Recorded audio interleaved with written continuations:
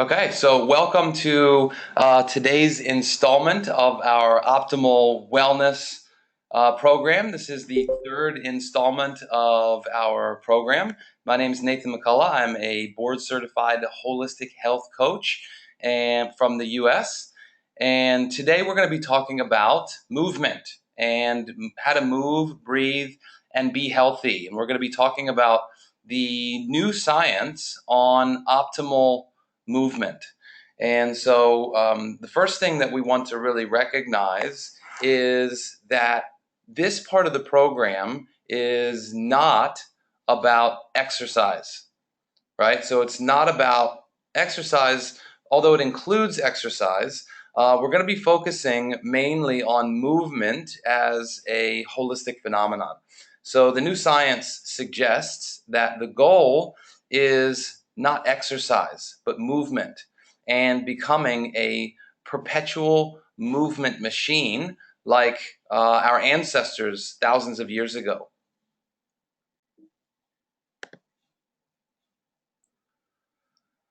So from an evolutionary biological standpoint, right? If you look deeper into our species, until about 10,000 years ago, we moved like all the time, right? So today we're going to be talking about awakening your inner caveman and moving your DNA and talking about how to restore your health through natural movement and the difference between exercise and movement, right? So 10,000 years ago, we hunted, we gathered, we built, we played, and everything that we did required natural movements, right? It was wired into our DNA, right? And recently, there's a woman named Katie Bowman who wrote a book called "Don't Just Sit There," and she says that if you add up the number of minutes of movement per week that we put in now, it's crazy compared to our caveman counterparts, right?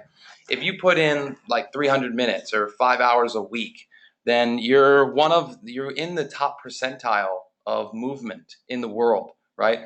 But it pales in comparison to the 8 hours a day that our ancestors put in, right? And importantly, she says that even when our ancestors were resting, they had something called active resting, which means their rests were breaks in between movement versus the sedentary lifestyle that we have now, which is being at rest is really the dominant state, right? So if you look at your day, right, the average person, we wake up in the morning and then we sit in some sort of vehicle to go to work, and then we sit at work all day during our tasks, right? Then we drive home and we sit around the dinner table and we have dinner with our family, and then we do some version of unwinding, right? You watch TV or you sit and read or whatever the case may be. But the focus is moving from one place to the next place in order to get to the next resting place, right?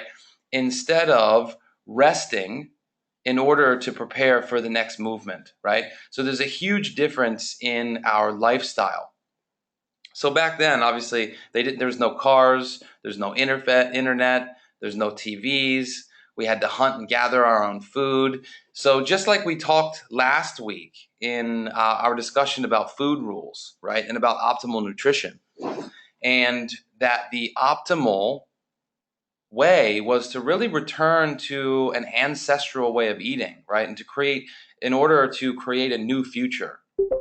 This week we're going to look to our ancestors again for a clue as to how to optimize our lifestyle as a more holistic phenomenon, right? So Katie Bowman also wrote a book called Move Your DNA, right? And in that book, she says that of our 15 to 70 trillion cells in our body, they're all connected to our movement. And that the biggest goal is to actually strive to be in perpetual motion like our ancestors, because it's literally tied to our DNA. So biologically, we were built to move, right? And what we've created in today's phenomenon is a lifestyle and a way of being that is counter to our original biological impulses. And so what happens is we're actually shutting down epigenetically, we're turning our genes off by having sedentary lifestyles, right? We're tricking our DNA into becoming sedentary. So she even says that many of us that go to the gym, right, they live the sort of fitness kind of lifestyle, still have what she calls active sedentary lifestyles, which means the lifestyle is primarily sedentary with periods of high intensity activity. So even if you're doing, for example, 60 minutes of vigorous workout, even every day, but your lifestyle is primarily sedentary, then it's what she calls suboptimal. So it's not optimal. And she says the reason for that is because you're still turning off your genes epigenetically, right? The dominant message that we're sending to our body is that we're seeking to be static, right? So what we need is more dynamic movement in our life. So she says the key is really with a perpetual movement paradigm is that movement actually transcends and includes exercise. So exercise is still important, and we'll talk about this as we go on, but it's not enough to wake up and move your DNA, right? So exercise is like supplements to a good diet, right? They are important and even can be a critical component of the lifestyle, but it's supplemental, which means it cannot be the main source. So the next thing that we want to talk about is finding the right why and the science of motivation, and why it's more about what you focus on than what you do. And actually in some new research, there's a woman named Michelle Seeger, and she talks about how to find the quote unquote right why. And she's done some research on goal setting, and she shows that about 75% of all people who are asked to talk about why they have certain fitness goals, they choose very general, abstract goals, right? So even in the detox, right, when we first start talking to people about why do you want to detox, that's the first thing I ask people. And generally speaking, more times than not, it's things like they want to lose weight, they want more energy, they want to feel healthier, things like that, right? Very abstract. And only about 25% of people choose concrete goals and specific things they would feel immediately from the exercise itself, right? For example, being more centered or being more grounded or being more energized that day, right? And what happened is she followed both groups. And the latter group, the 25 percenters that chose concrete goals, showed a 32% increase in likelihood to consistently exercise because the focus is on immediate, specific, measurable outcomes, right? So she says the key is make a connection with the movement itself, right? The movement that you're going to take that day and the feeling that you're going to get from the exercise that day immediately, right? So you can start with an abstract goal, but what you want to do is ask yourself, what will that abstract goal give you, right? What is an immediate specific thing that exercise or that goal can give you straight away, right? And then she talks about moving from a chore to a gift, right? Seeing movement and exercise as a gift instead of a chore. So she talks about the power of positively reframing exercise. And Michelle says that if you feel like you have to exercise, or you're doing it in order to achieve some goal, just like dieting, right? You're not going to feel inspired by that because it seems like you're taking away from something, right? So the key is to make a move to connecting feeling great about yourself to the actual exercise or the movement itself. And when you link them in your brain, you create a new habit by actually stimulating the reward center in your brain.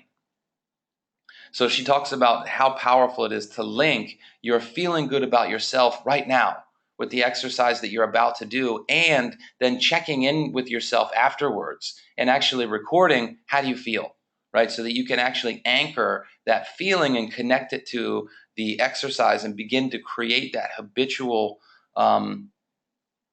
habit of exercising. And the next thing that she says is the best kind of exercise is the kind that you're going to do, right? So the best thing to do is find things that you enjoy doing and making those what you do for exercise, right? So quit. She says quit doing what you hate doing, right? And it's so important because the goal of this game is all about consistency, and it's all about new habit reformation. And if you're doing things that you don't enjoy, you can force yourself to do them at first, but you will give up at some point if you're forcing yourself, because you're going against your natural inclination, you're going against gravity, and you're resisting something, right? So she says that it's so much better to be pulled than it is for you to have to push yourself, right? So find things that already inspire you and incorporate them into your life. And the last thing that she mentions is having a growth mindset, right? So being able to have the goal on learning and growing. And she says that you really want to track your feeling, right? So after you finish your exercise, write down how you're feeling, because that creates data which allows you to learn, and new habits are much more likely to be caused because it's not that you just feel it, but you can also see the results, right? And she also says, make your exercise a fun experience and a fun experiment, sorry, and try new things. So the next thing that we want to talk about is magic pills, right? So this is the question that a guy named John Randy that talks about in his book Spark. He says that what if you could make a magic pill that gave you everything that you wanted to feel, both mentally and physically, right?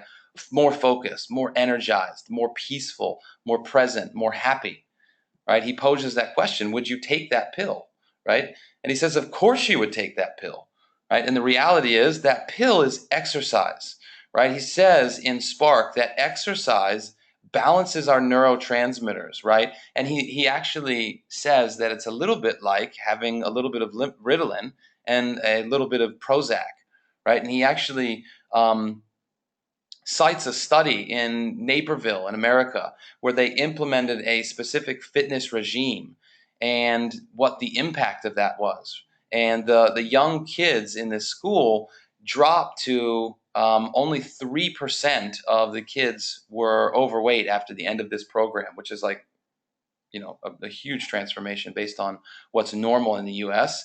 And more interestingly, the students at Naperville scored top in the nation in both science and math. And what they found was that fit kids were 2 times more effective as non-fit children, right? So academically, they scored much higher. And he also notes in that book, in Spark, that scientifically, exercise is proven to be as effective at reducing depression as Zoloft. And he cites another experiment they did with 3 controlled groups where they gave people one group only Zoloft, and one group they had them just exercise, and the third group they gave them Zoloft and exercise. And the interesting thing at the end of the experiment was they all scored the same after the test. And so the empirical evidence showed that exercise is just as effective at helping with depression than Zoloft, right?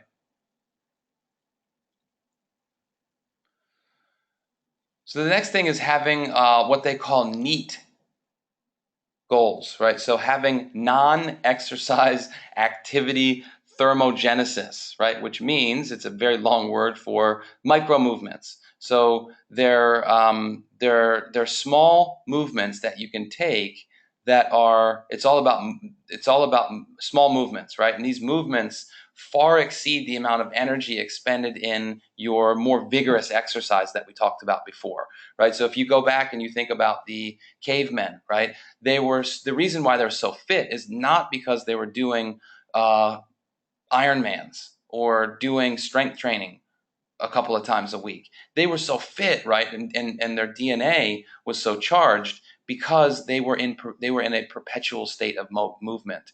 And that is really the goal of this paradigm, is moving from a static way of being to a more dynamic way of being, and working more consistent and frequent exercise into, not exercise, movement into your daily regimen. So one of the interesting things that Katie Bowen talks about in her book as well is that when we sent the astronauts to space, right? When they left, they were some of the fittest people in the world, right? They were super fit, and when they came back, in that short period of time, their bodies had aged like 30 years biologically. And she says that the reason for that is because there is no gravity, right? There was none of they weren't working on resistance when it came to their movement, and they didn't have any movement, and they didn't have any of these what she calls neat movements, right? And so what she links is our sedentary lifestyle is literally like being in space, right? We're not working against gravity, right? We're in a static situation all the time.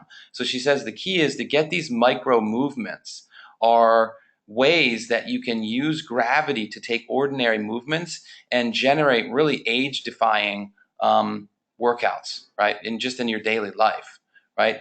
And it really comes by moving against gravity.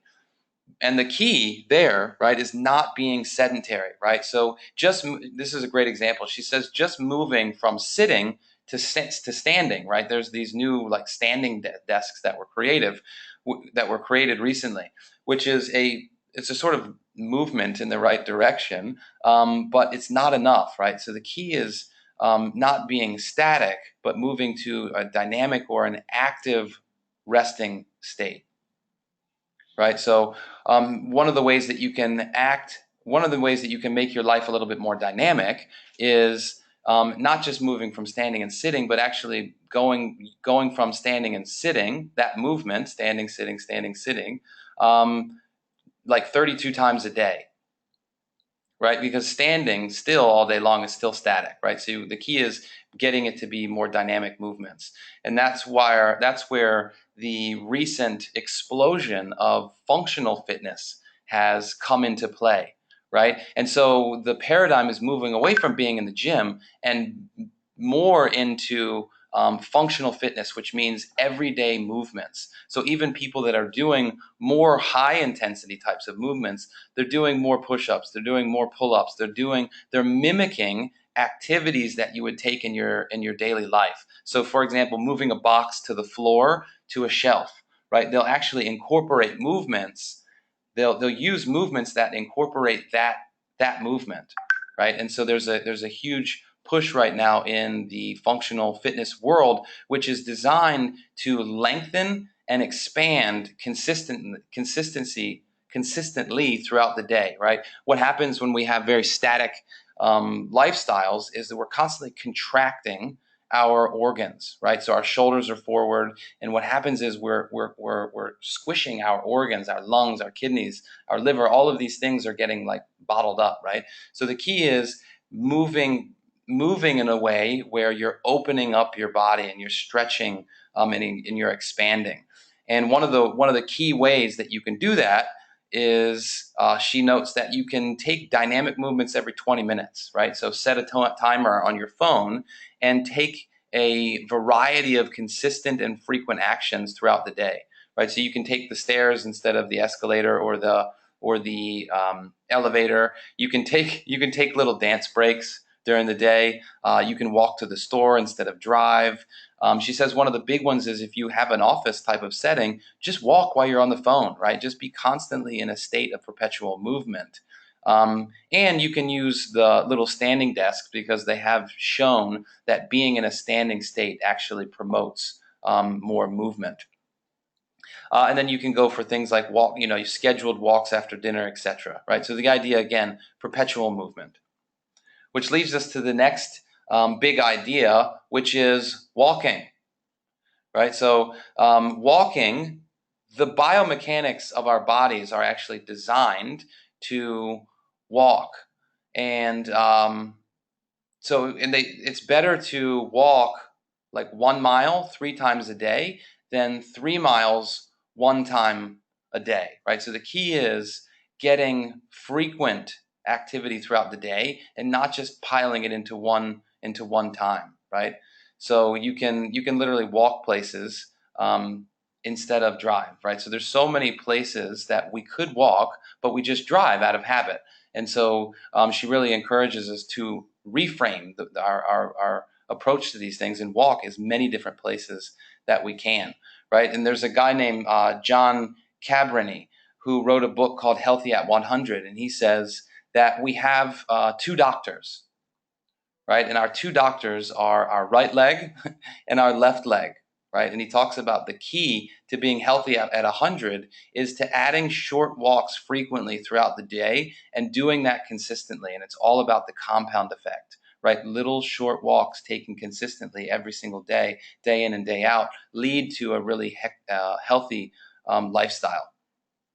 And he also says that one of the best ways of doing that is by using a pedometer, right? And research shows that simply having a pedometer has people exercise more, right? Simply by measuring whatever it is that you're doing helps you improve the performance of whatever you're doing, right? So if you're measuring your food, or you're measuring your walking, or you're measuring your TV hours, or what you're doing in your business, etc., tracking is really the key to self-evaluation and being able to course correct and incentivize yourself. So when you track things, right, your numbers don't lie. So a lot of times we can have a story about how much exercise we're doing or whatever the case may be. But if you actually track that, then you're dealing with reality and instead of whatever story that you might have about that. So another sort of interesting movement that's going on at the moment that's aligned with this movement that we're talking about today is something called Shinrin-yoku in Japan. And it's a noun that means forest bathing. And forest bathing in Japan refers to a visit to the forest for relaxation. So in Japan, this is literally a huge movement called forest bathing. And apparently the trees released something, no, they released something called phytoncides that help to de-stress. And all of the science studies emphasize that the great outdoors promotes human health, right? So spending time in natural environments has been linked to lower stress levels, improved working memory, feeling more alive, among other positive attributes, right? So nature equals exercise squared. So when you do exercise in nature, it actually squares the benefit from your activity and literally gets you outside of your, you hear people talk about their comfort zone a lot, right? So this is sort of a similar idea, and it's analogous in the sense that you're getting outside of your comfort or your stress zone, right? And in our day-to-day life, we're literally being stimulated to death. So Daniel Goldman, who's an amazing author, he's written a book on emotional intelligence, and guy's just amazing. He wrote a book called Focus on the science of attention, and he calls forest bathing he calls it attention restorative therapy.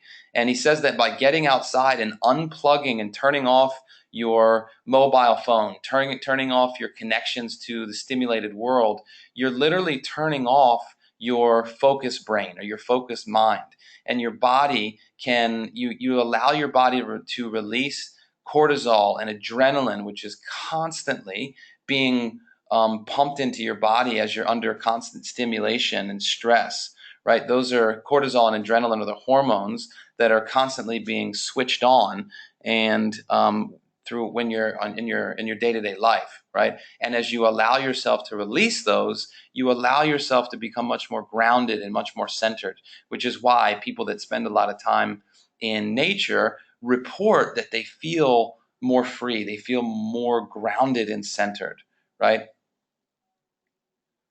So one of the paradox that we have is that we are moving the least amount in our history, right? So right now we move less than we ever have, but we're never in an actual resting state, right? So we're never in a state of non-stimulation, right? So even though we're not moving, we're still constantly stimulated. So it's sort of like the worst of both possible worlds. So even when we're not moving, our iPods are on, the radio's on, the TV's on in the background when we're sleeping. So we are literally like constantly on, right? And this is one of the biggest challenges that I've had in my own life, is taking time to just do nothing, right? That's why meditation has become so important for me, because I've created a pattern of, even in the shower, listening to personal development, when I'm walking, when I'm cooking, like everything that I'm doing, constantly being stimulated in some way or another, right? So even right now, right? So the people that are on this call right now, most of them are probably on their phones or checking some sort, they're checking Facebook on their phone. They're just distracted and they're doing like multiple things at the same time, right? So just check in with yourself right now. The next thing is, the key to this whole thing is really consistency. And this has been one of the biggest shifts in the fitness world, and the approach to movement over exercise, is that long-term consistency always trumps short-term intensity. So in the fitness world, so many people have gotten addicted to intensity and high intensity workouts and HIIT workouts, right? High intensity interval training, which is good and it has its place. But the key is not getting tricked into thinking that that's making us healthy in this overall sense, right? So it's really easy, for example, to go out and put your trainers on in a moment of inspiration and go for a massive all-out run, right? Or to have a New Year's resolution, right? And at the end of in the beginning of the year, go hard out for a week or even a month, right? But how long does that last? Right? So we're not really interested here in fads, right? The goal when it comes to making a perpetual movement lifestyle is all about lifelong habits, and it's about optimizing your lifestyle. So what we want is stickability, right? And to stick with something. And that requires the creation of new habits. And new habits require small, consistent action taken frequently over time, right? So all the new research shows that it is not about showing up and having intense workouts. It's about figuring out how to structure your life in a way that you're consistently getting frequent movements into your every single day routine. So it's about what they call cultivating a slow burning fire versus lighting your hair on fire, right? It's a very different approach. So the next thing is about listening to the voices in your head, right? It's about showing up. And Tony Horton, who is the creator of P90X, which was one of my favorite fitness regimes. I just love Tony. He's just this super energetic character. And he's also the author of a phenomenal book called Big Picture, which is all about how to optimize your life in every way. And one of the things that I love about Tony is his authenticity. And in this book, he talks about the three voices in his head, and how, despite working out like 5-6 times a day, and fitness being one of the main things in his life, most of the time, right, he says he's not fired up to work out at all. And he talks about the three voices in his head. He talks about the devil, the angel, and then Mr. Consistency. And he says that the devil shows up about 35.4% of the time, right? He always uses these crazy percentages. And he says that the devil voice says things like, "Oh, just take the day off," right? Or, "You've worked out plenty this week. It's not a big deal," right? That voice. We're all familiar with the little devil voice in our head. And then he says the angel that the angel voice, right, the one on his other shoulder, is the voice that's like fired up, it's excited, it's ready to go out there and rock it, right? And he says the angel voice shows up like 23.6% of the time, right? And the rest of the time, who shows up is Mr. Consistency. He says Mr. Consistency shows up like 54% of the time. And he says one thing, dude, just do it, right? Like Nike, Mr. Consistency, he says, just do it, right? And the thing about Mr. Consistency is he's super boring, right? And he actually says that Mr. Consistency is about as interesting as a wet dish rag, right? But the thing is, he gets stuff done. And the beauty of Tony's message in that book is that he says, look, the reality is you're not going to be fired up all the time. It doesn't matter who you are, right? People might get it twisted and think that he's fired up all the time. He says you're not going to be fired up all the time. But the key is if you can get the angel voice and you can get Mr. Consistency working together, then they will always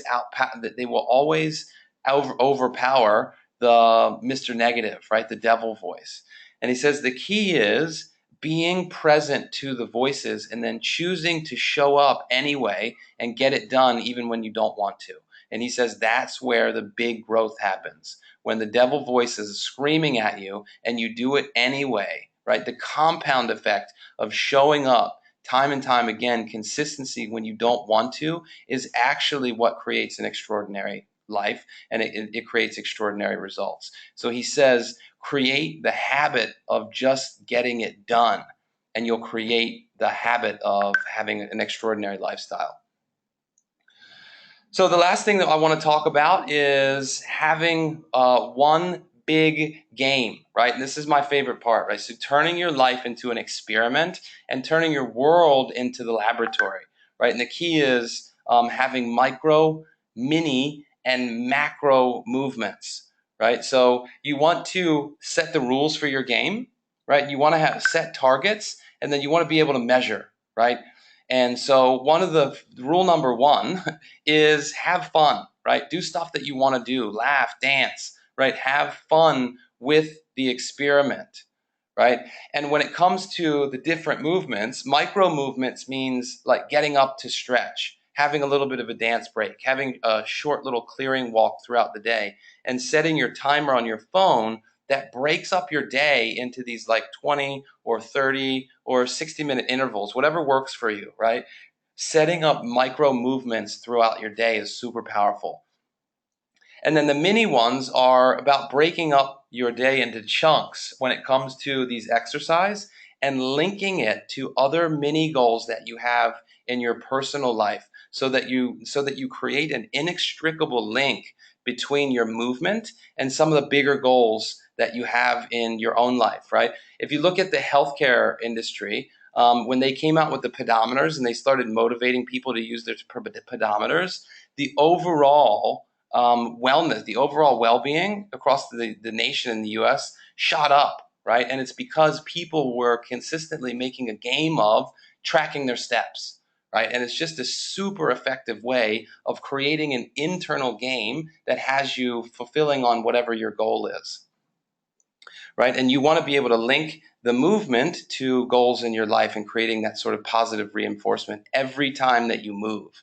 So I know for me, right, when it comes to my own personal fitness, if I can link my exercise and even my eating, right, my exercise and my eating to being a positive influence into the people that are in my team and the people that are in my community, then every time I go to the gym, every time I make a positive choice, then it's not really about me. It's about moving the people that I'm working with one step closer to an optimal life through my own activity, right? And so it's that linking to an external goal that really has a much bigger difference, right? If I'm just exercising for myself, I'm much less likely to do that. And the last thing is when it comes to macro movements, you want to get that 20 to 30 minutes of higher intensity workout like 2 or 3 times a week, right? So it's not like this movement to this switch to the movement paradigm means you don't want to have the more high intensity exercise you do. It's actually non-negotiable. So you still need to get out and sweat, right? So some people, for me, that's usually strength training. For some people, it just means longer walks, more intense walks, right? Where you're actually getting your heart rate up. You have to do that. But those are the micro movements, and they're a very small portion of the overall more holistic paradigm in terms of movement. So that's really it. So the key is when it comes to this is finding out what works for you, right?